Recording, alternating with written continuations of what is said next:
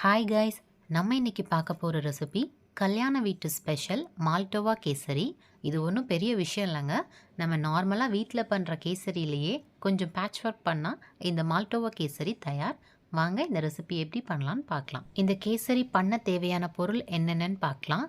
1 cup ரவை, 2 cup சீனி, nuts தேவையான அளவு, தென் 30 ml நெய் எடுத்திருக்கேன், ஒரு சிட்டிகை உப்பு, 2 ஏலக்காவோட பொடி, தென் டூட்டி ஃப்ரூட்டி ஒரு 2 டேபிள் ஸ்பூன், பைனாப்பிள் எசன்ஸ், தென் எல்லோ ஃபுட் கலர் எடுத்திருக்கேன். ஃபர்ஸ்ட் ஒரு பேனில் 2 ஸ்பூன் நெய் ஆட் பண்ணி நெய் சூடானதும் அதில் முந்திரி அண்ட் கிஸ்மிஸை வறுத்தெடுத்துக்கலாம்.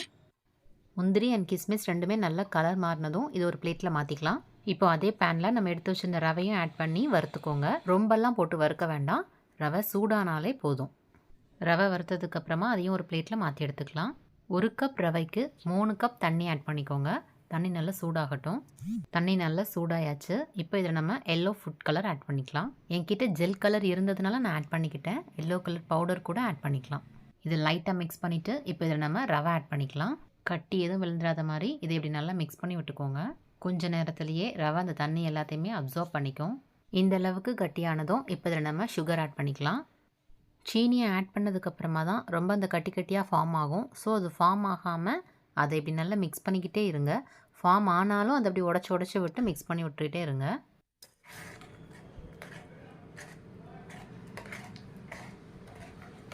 நம்ம எடுத்து வச்சுருந்த நெய்யவும் இப்படி அப்பப்போ 2 ஸ்பூன் ஆட் பண்ணி மிக்ஸ் பண்ணி விடுங்க.